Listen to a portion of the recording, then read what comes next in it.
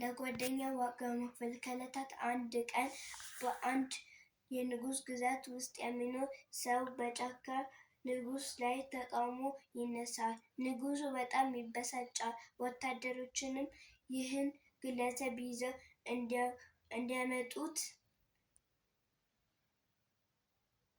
እንዲሰቅሉት ትዕዛዝ ይሰጣል። አመፀኛው ሰው ክሱን ይቀበላል። ነገር ግን ንጉሡ ባለቤቱን 5 ልጆቹን ለመጨረሻ ጊዜ እንዲጎበኛቸው ይጠይቀዋል። ንጉሡ ተቃዋሚው ሰው ስለመመለሱ ዋስትና ስለሌሎች ጥያቄዎች አልተቀበለም።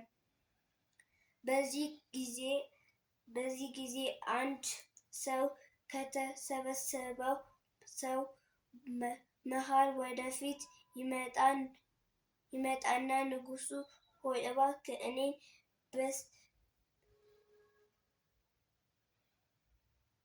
በሰውየው ቦታ ተካኝ፣ እሱ ካልተመለሰ ልትተካኝም ትችላለህ ይለዋል። ንጉሡም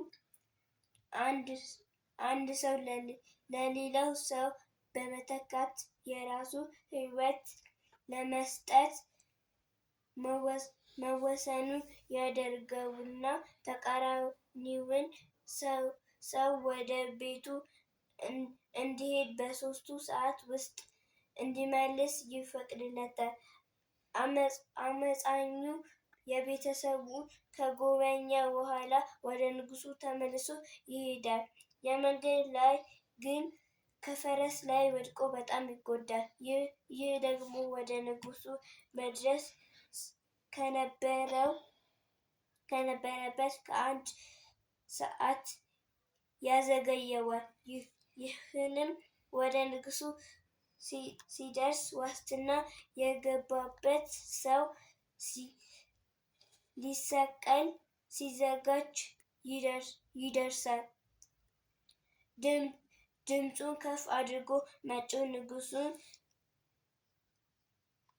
እንደተመለሰና ንጹሑን ሰው እንዲለቀው ይማጸናል።